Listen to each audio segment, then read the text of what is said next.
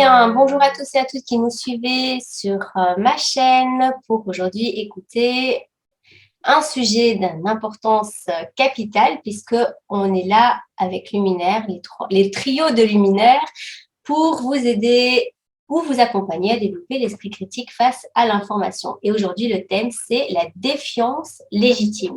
Alors, comme c'est le thème que Gilbert nous a proposé, eh bien, on va laisser la parole à Gilbert pour commencer.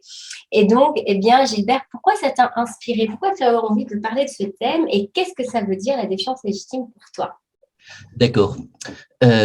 Figurez-vous que j'ai une amie en France qui fait de la politique à un certain niveau. Elle est au conseil général et elle est aussi premier adjoint dans une grande ville de l'Est de la France, mais une grande ville, une métropole. Et j'ai été choqué par une conversation que nous avons eue, en laquelle elle me disait que ce soit au Conseil général ou que ce soit à la mairie, on commence à prendre des mesures qui touchent les gens, qui les intéressent, qui les impactent, uniquement 6 mois avant les élections.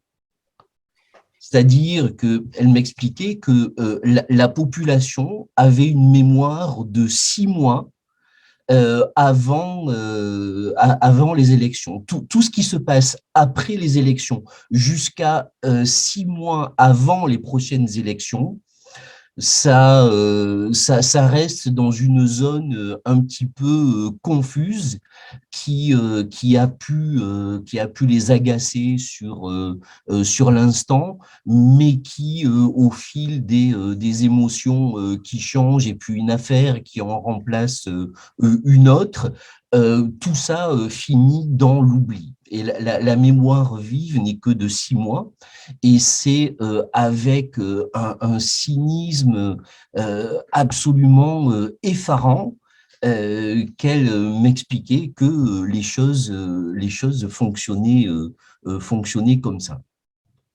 Donc, si vous voulez, partant de là, on peut très bien comprendre que des gens qui fonctionnent comme ça, c'est-à-dire des personnes qui tiennent compte des particularités de la population pour n'œuvrer en leur faveur que une fraction du temps. Ce sont des personnes qui, pendant tout le reste du temps, œuvrent à augmenter leur réseau, s'enraciner et favoriser leurs prochaines élections. Ce sont des gens qui ne sont là que pour ça. Donc, tu me demandais, Céline, de définir la défiance légitime. Je voudrais d'abord expliquer toute la différence qu'il y a entre la paranoïa et la défiance légitime. La paranoïa, c'est vraiment un trouble nerveux, c'est-à-dire c'est une anxiété tout à fait irrationnelle qui nous donne le sentiment que le monde entier est ligué contre nous et que la Terre entière nous menace. La défiance légitime n'est pas du tout irrationnelle. La défiance légitime est construite sur ce qui en nous n'oublie pas, à savoir les instincts, même si notre mémoire est défaillante, les instincts, eux, sont toujours vigilants. C'est un petit peu comme les animaux qui ont été battus, ils n'oublient jamais qui les a battus, donc nos instincts sont comme ça, tout ce qui est fait à l'encontre de nos intérêts, c'est gardé en mémoire. Donc, il y a le côté instinctif. Et puis, il y a aussi la mémoire, la vraie mémoire, c'est-à-dire que au plus nous avons notre esprit critique vis-à-vis de l'information, vis-à-vis de la chose politique, au plus notre mémoire s'élargit, c'est-à-dire que quelqu'un qui a l'esprit critique a plus que 6 mois de mémoire vive pour se souvenir de la réalité d'un mandat politique, par exemple, ou de toute autre chose de réalisé par une institution. Donc, voilà ce que je pouvais donner comme définition pour la défiance légitime. Merci beaucoup, Gilbert. Alors, nous, quand on avait parlé de ce thème, bon, moi, sans avoir fait trop de recherche, j'entendais défi. Donc, défi, rébellion. Tu m'as dit que non, en fait, c'était pas. Ça, on Rébellion. peut en revenir. Il y a une partie. En fait, ça nous amène finalement à une certaine rébellion, maintenant qui, comme tout, a son lieu d'être, mais qui ne doit pas être destructif, mais plutôt constructif. Et par rapport à ce que tu dis, en fait, c'est sûr que le mot méfiance peut être est un synonyme ou peut être accolé à la défiance? La méfiance est un synonyme un peu plus accentué que la défiance. Ok, donc la défiance, c'est plus doux que la méfiance. Voilà. Ok, merci beaucoup. Alors moi, par rapport à ce que tu disais, justement par rapport à la mémoire, il y a sur ma chaîne, je pourrais mettre la description, il y a une personne qui a parlé de l'ingénierie sociale et de la pédagogie noire. Et je trouvais que c'était super intéressant par rapport à ce que tu disais, par rapport à la mémoire, parce que finalement, un enfant qui est maltraité, lui, pour rester dans son clan au niveau systémique, eh bien, il va oublier ce que les parents maltraitants lui ont fait pour pouvoir survivre, finalement. C'est un mécanisme de survie. Et c'est un peu ce qu'on voit dans le système. Moi, j'ai pu constater que les personnes qui oublient tout ce qu'on a vécu ces 2 dernières années, du moment où on a dit on lève les masques, tout ça, ils oublient tout ça, ou par rapport aussi à tout ce qui est électoral, puisque tu en parles, eh bien, avaient aussi cette pathologie-là, en fait, dans leur système familial, où ils n'ont pas encore mis les mots sur la maltraitance qu'ils ont vécue avec les parents. Et par rapport à cette mémoire, ce que j'ai comme exemple ici en Belgique, je ne sais pas si vous avez entendu parler du parc Maximilien.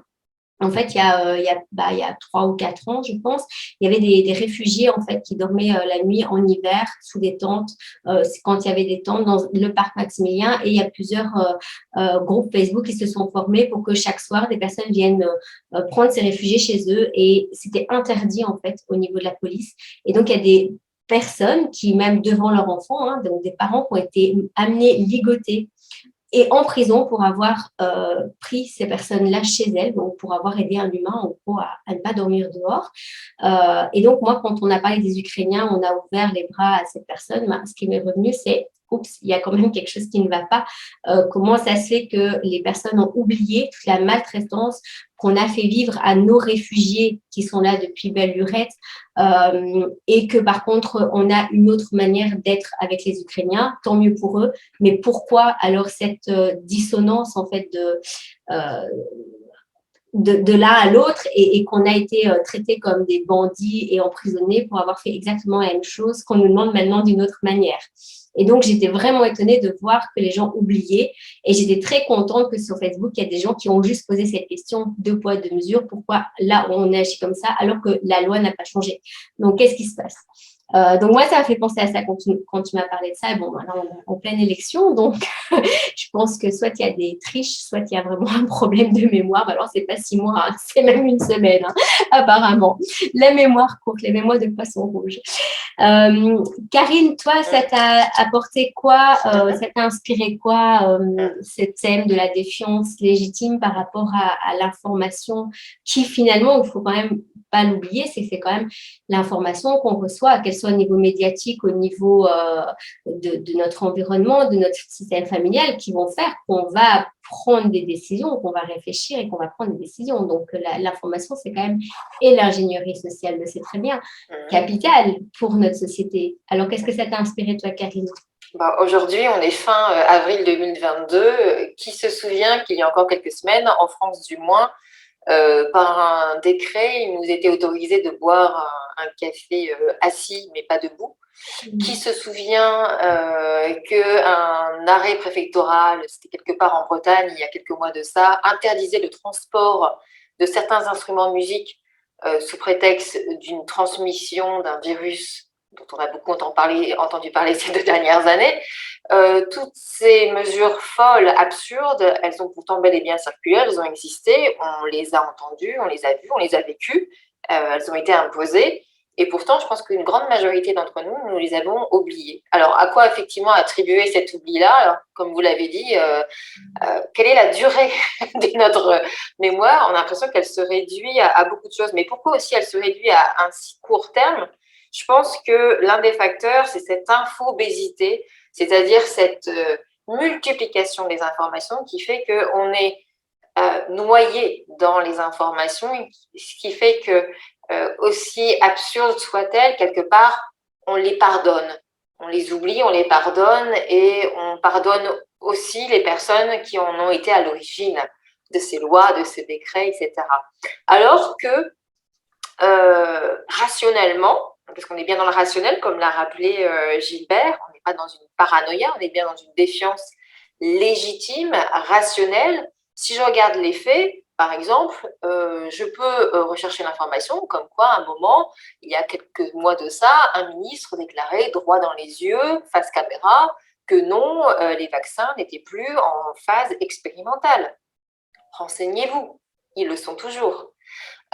Donc, on a bien assisté à un mensonge établi, avéré, et pourtant, ça semble être oublié, pardonné, et on risque à nouveau de redonner cette confiance à cette même personne ou à quelqu'un qui va occuper ce poste-là et nous inventer d'autres mesures et sans doute nous pendre d'autres mensonges. Alors moi, à quoi ça a fait écho?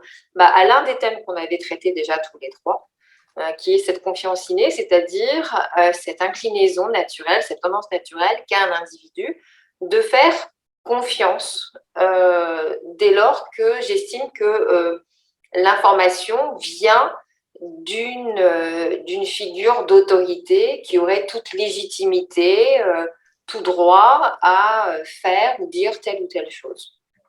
Donc, si vous n'avez pas déjà regardé cette vidéo, eh bien, on la remettra peut-être aussi dans la description. Je vous invite à le voir. Voilà tout ce qu'on avait déjà donné comme info sur cette confiance innée. Et donc, ceci explique cela. Si on n'a pas cette faculté d'être dans une méfiance légitime, donc d'être dans cette défiance légitime et donc pas trop dans la méfiance, parce que le problème aussi toujours, c'est un petit peu l'histoire de ma vie, hein, de chercher, je sais pas vous, mais en tout cas chercher l'équilibre entre tous ces extrêmes, de la paranoïa à la pronoïa, qui est aussi le fait de croire que l'univers conspire tout le temps contre nous et d'être tout le temps dans les si ça doit être comme ça, ça doit être comme ça, c'est pas bon non plus parce qu'il y a quand même des choses qui sont liées à notre libre arbitre. Et donc comment faire pour trouver cet équilibre entre les deux? Alors toi tu as parlé de cette vidéo effectivement sur la confiance innée, puis on en a fait d'autres sur les faits et je pense qu'en fait tout est là. Déjà commencer par se dire que puisque l'humain fonctionne de manière à oublier les choses, à faire confiance de manière innée, peut-être que pour pouvoir grandir, on doit être dans une vérification de l'information. Alors, il y a beaucoup de personnes qui, quand ils veulent sortir de l'emprise, me disent « oui, mais ça prend du temps, c'est énergivore ». Je dis « alors, ça peut paraître énergivore, mais c'est faux parce que quelque part, ce qui est énergivore, c'est plutôt les vampires énergétiques qui nous prennent notre énergie, tout ça. Et donc, c'est vrai que les deux ensemble, ça fait lourd. Mais je dirais que c'est même une habitude à prendre d'aller vérifier systématiquement, au moins pour les grandes décisions. Quand on vous parle de faire une injection, c'est quand même pas une petite décision. Je dirais même que pour les autres, hein, c'est quand même un truc qui n'y a pas de retour en arrière, facile en tout cas, même si maintenant il y a quand même des personnes qui ont des espoirs par rapport à ça et qui trouvent des remèdes. Ben, c'est pas toujours le cas pour certains en tout cas. Donc je dirais que dans les grandes décisions qui vont avoir un impact dans notre vie, ben, si on a assez d'amour pour soi, c'est de prendre le temps de vérifier et à plusieurs sources différentes. Et donc, on avait aussi fait, Karine, et Gilbert aussi, du coup, parce qu'on est toujours trois, hein, mais je pense que c'est toi, Karine, qui avait amené le thème sur les faits. Comment reconnaître quelque chose qui est un fait et quelque chose qui n'est pas l'ordre du fait. Et ça, je me rends compte dans les collectifs que je mène que bah, finalement, bah, il y a très, très, très peu de gens qui arrivent à savoir ce qui est factuel et ce qui ne l'est pas. Et on se rend compte que les faits, bah, il n'y en a pas tant que ça, finalement, hein, dans tous les discours qu'il y a autour de nous. Mais en tout cas, ils sont quand même vérifiables. Les faits, c'est quelque chose de vérifiable. Et par rapport à tout ça, j'entends aussi Gilbert qui parle de l'instinct. Est-ce que ce serait une piste pour Oui. pouvoir se sortir de cette problématique face à l'information? Absolument. Ce que je voudrais rajouter à la décharge des gens qui malheureusement oublient vite, c'est que la tromperie, que ce soit par la propagande, que ce soit par l'idéologie, mais la tromperie a pour vertu d'abîmer la perspicacité. La tromperie abîme l'intelligence. C'est un petit peu comme lorsque le cerveau manque d'oxygène, eh bien, il dysfonctionne et il atténue ses capacités. Lorsque l'intelligence est atteinte par la tromperie, elle devient impuissante. C'est-à-dire que la tromperie est une violence qui est faite à la perspicacité, qui est faite à l'intelligence. Et justement, lorsque l'intelligence est atteinte, qu'elle est impuissante, et il ne reste plus que l'instinct.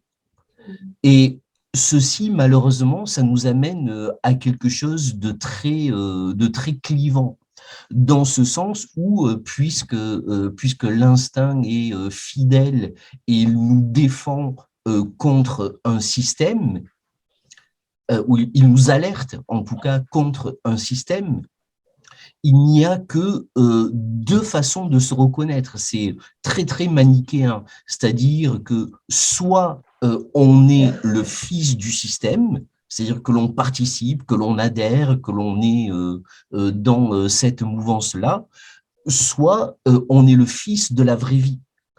Mais l'entre-deux n'existe pas. Et d'ailleurs, c'est sous cet angle-là que les choses tendent à se présenter au niveau politique dans les pays européens.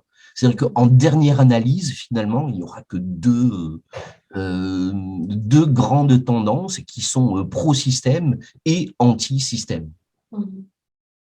Mhm.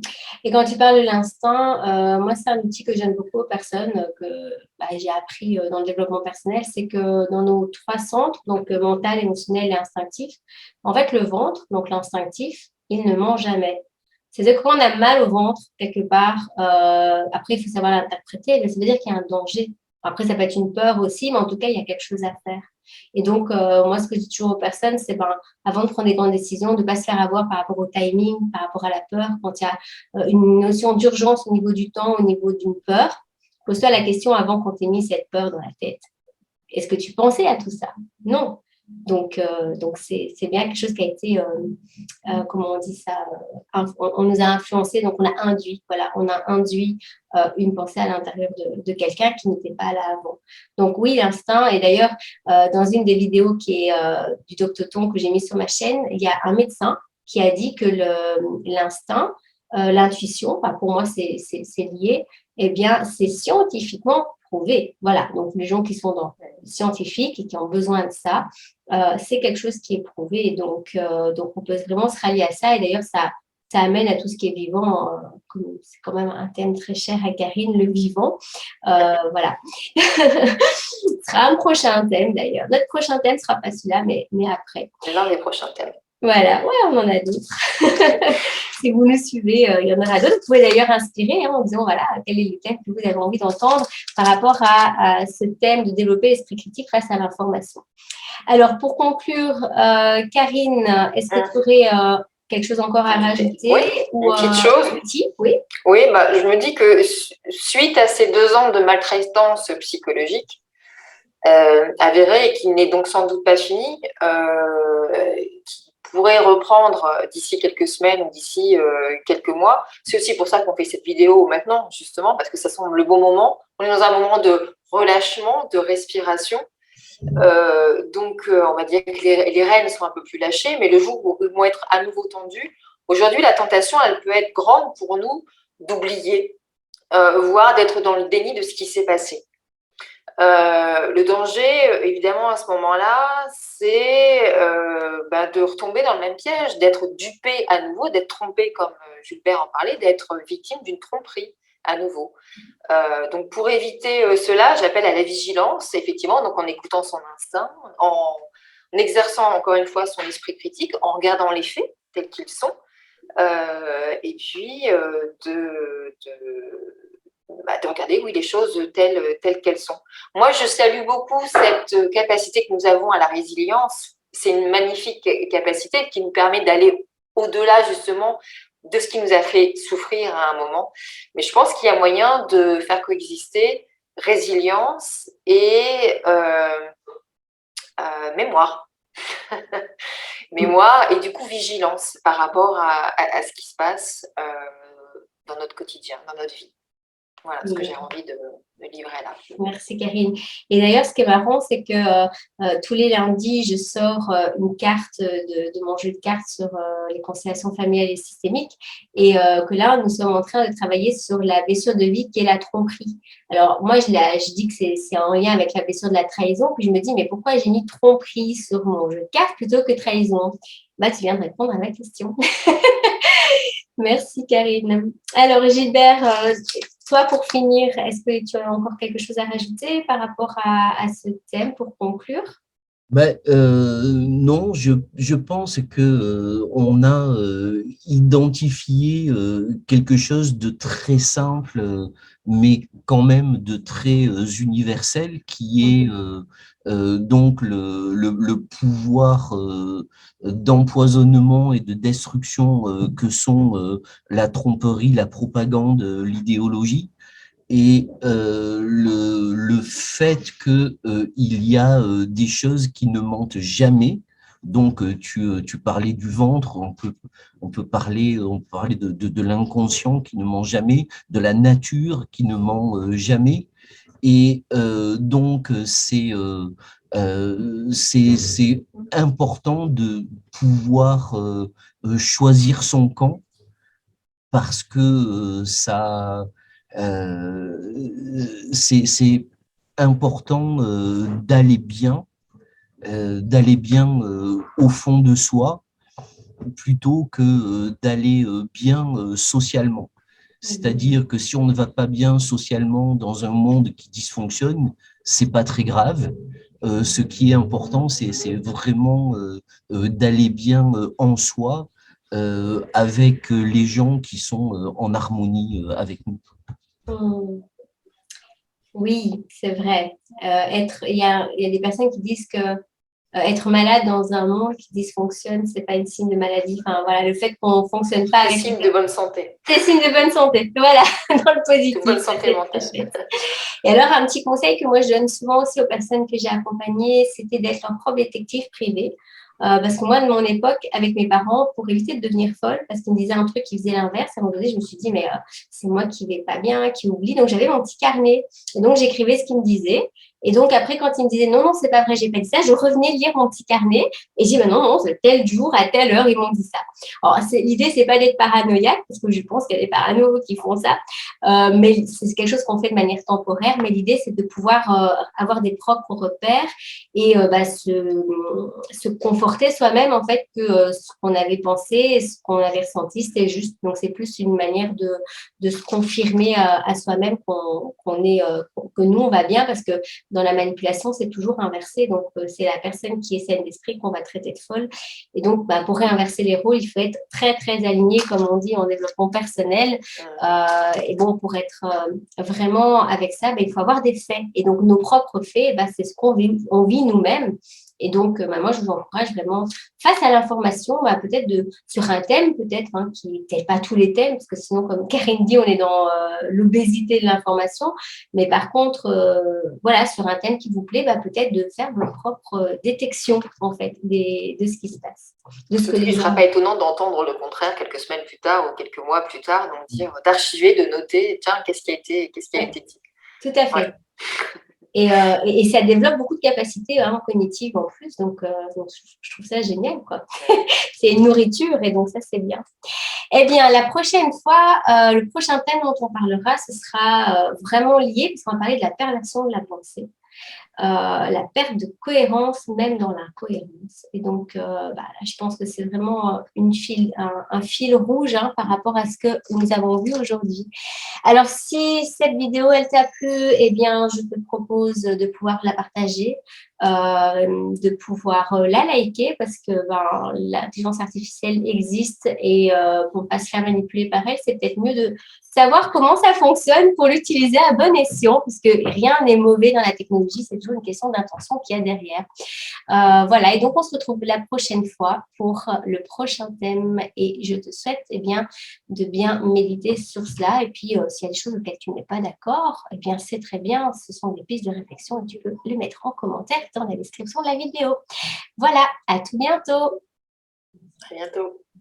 Bye bye.